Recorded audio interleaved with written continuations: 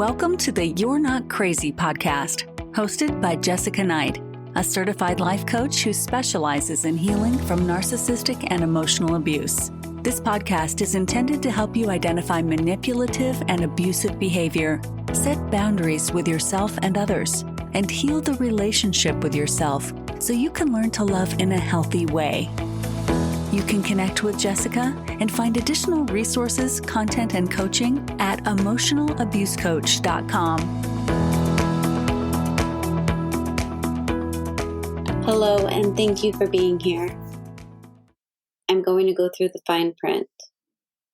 You can find me at emotionalabusecoach.com or at high-conflictdivorcecoaching.com. You can find me on Substack if you search Jessica Knight Coaching. All of the links are also below in my show notes.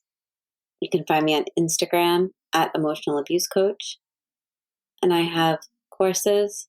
I have a brand new course that I'm very excited about because this is something that helped me so much, but it's how to map out the cycle of abuse in your relationship. It's called Unhooked. And I really put a lot of time into this because this is something that helped me so much in my own healing. I do coaching.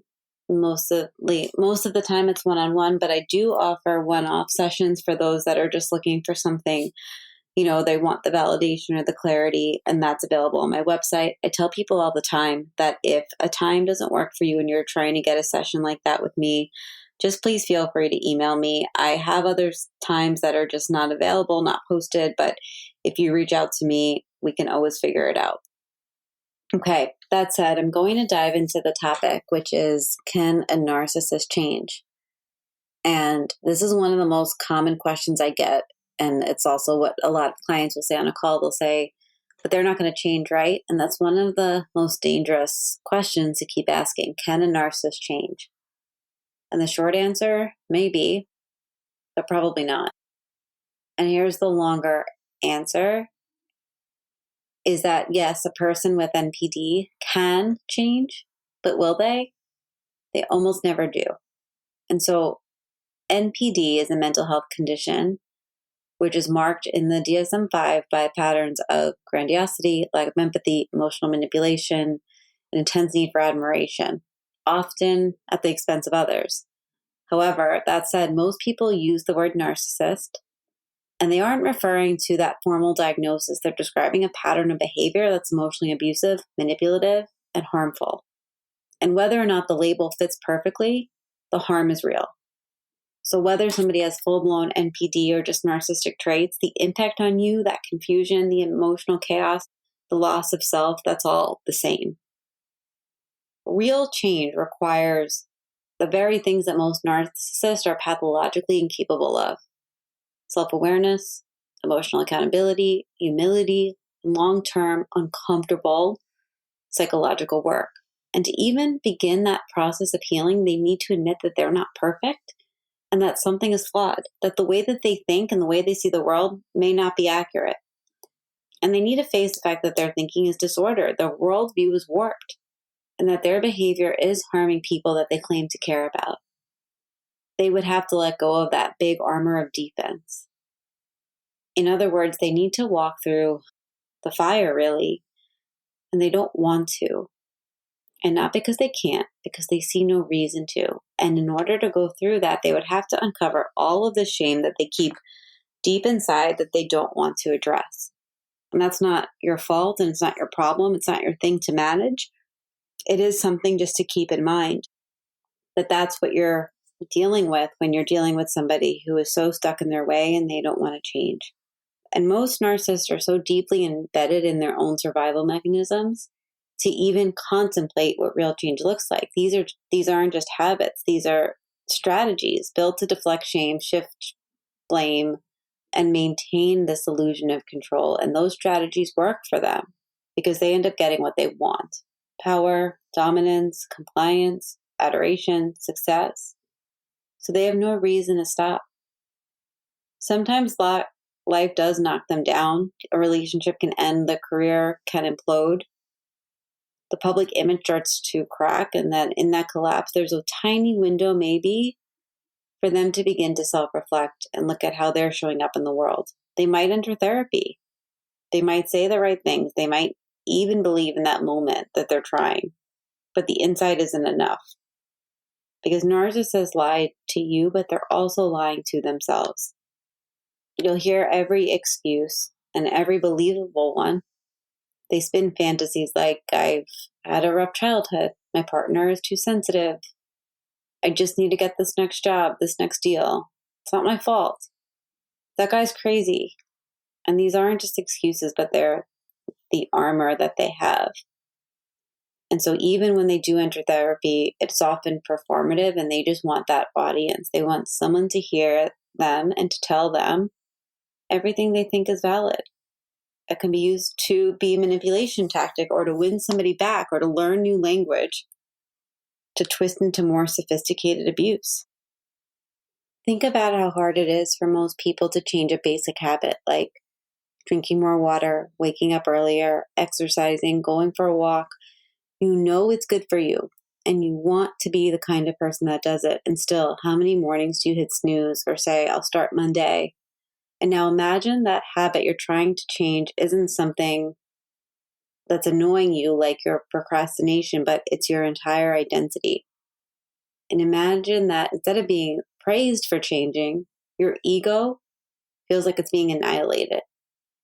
Imagine that facing the truth means that you have to dismantle this entire story that you have built your life on. I'm always right. Everyone else is the problem. I'm smart. I'm the victim. I don't need help. And that's what real change requires for somebody with narcissistic traits. It's not just breaking the pattern. It's shattering a delusion and the delusional world that they live in. I often think about it like if you say you drank coffee and you couldn't have coffee ever again. Every day you wake up with coffee. You have the same water every day. You walk to Starbucks every day. You talk to the barista every day. You get the same coffee every day. And you can't get coffee the next day. Somebody that you love and care about is not going to be with you anymore if you go get that coffee, which is ridiculous. But just follow the example, right? You can't do it. You cannot get the coffee. You want the coffee. Your body wakes up, it's wanting the coffee, but you're saying, I cannot go get the coffee. If you knew that you couldn't get it and say it was for a healthy reason, it would still be very hard for you to not get it. You would be, why am I doing this? This is ridiculous. Why would I want to do this? Why would anybody want to do this? I don't understand. I just want the coffee. What is so bad about coffee? Why can't I have the coffee? Tea sucks. Why would I want tea? All we're talking about is coffee. And now think about somebody who can't tolerate criticism that's accurate. They can't tolerate accurate criticism. And now they're going to sit voluntarily in years of shame, accountability, and vulnerability, and start apologizing for every single thing that they've done and change their behavior to be better for you, for your children, and for themselves and for their families. Change is possible, but it's only for people who are willing to sacrifice who they think they are. And for narcissists, that identity is the thing that they're going to protect at all costs. And so if you're in a relationship with somebody who has narcissistic traits, full-blown NPD, or just very simply, without all the labels and things, that you're unhappy, they're abusive, they're manipulating you, you don't feel safe. You go and you search narcissistic traits because you hope to see something that just aligns, and you're like, okay, that's the thing that's going to get me out. Doesn't matter what the label is. What matters is that you're here and you're listening to this.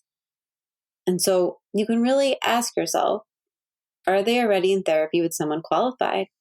Are they showing genuine, observable change? Not just promises, but consistent action. Are they demonstrating empathy and ownership and behavioral accountability? If not, the likelihood of change is almost non-existent. And so the real question is, how long are you willing to suffer for a version of them that doesn't exist? How long are you willing to suffer for a version of them that doesn't exist? Because sometimes It's not just love that keeps you hoping. It is the trauma bond. You've been trained to latch on to their good moments as proof of potential, to confuse intensity for intimacy, to believe that you're the only one that sees the real them. But the real them, it only shows up when they're losing you. And that's not who they are. That's who they perform to keep control. And so waiting for them to become someone they've never been is a slow death, a draining, soul-eroding sacrifice. And it robs you of clarity and peace of your life that you'll never get back. You deserve a relationship where safety is the baseline and where you can repair after conflict. Abuse doesn't just hurt, it rewires your brain and teaches you to doubt your instincts, question your memory, and see your pain as irrelevant. It leaves you hollow and hypervigilant and always hoping that the next version of them will be different. Most abusers won't change, not because they can't, because they don't want to, and because they don't believe that they need to. And what is possible in all this is that it's your freedom, your clarity. That's why I created the cycle of abuse mapping course, so that you can really see what's going on in your relationship in the cycle and give yourself something tangible to latch on to. I remember sitting back and thinking, okay, my partner, if he went to 2 couples therapy sessions and then decided that he didn't want to go anymore, never has been to therapy, actually was in therapy once when he was younger, and then wrote it off basically right after that, like after, he was in his late 30s and he wrote it off when he was 16. So, all right, his brain hasn't moved on that. He told me that he was embarrassed that he was in couples therapy. And then he really doesn't do any personal development other than exercise, doesn't read books, doesn't think he needs to read books.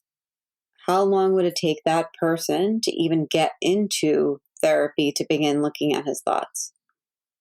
As I went down that cycle, I was like, I'm already at years, and years of it being exactly the same as it is right now before any change could possibly come. I wasn't willing to do that anymore. It doesn't mean that unraveled the trauma bond, because it didn't at all. It was still torture, unraveling the trauma bond and having to consistently remind myself, this is not what I want. This is not what I want. This is not what I want. But I look back and I think about that now, and I highly doubt he even has began to work on that thought of, maybe I show up in a way that I don't want to. Not even maybe I'm abusive. Maybe I'm showing up in a way that I don't really want to. And so I hope that this was helpful. I hope this was validating for you. And if you need support, you can always reach out to me at emotionalabusecoach.com.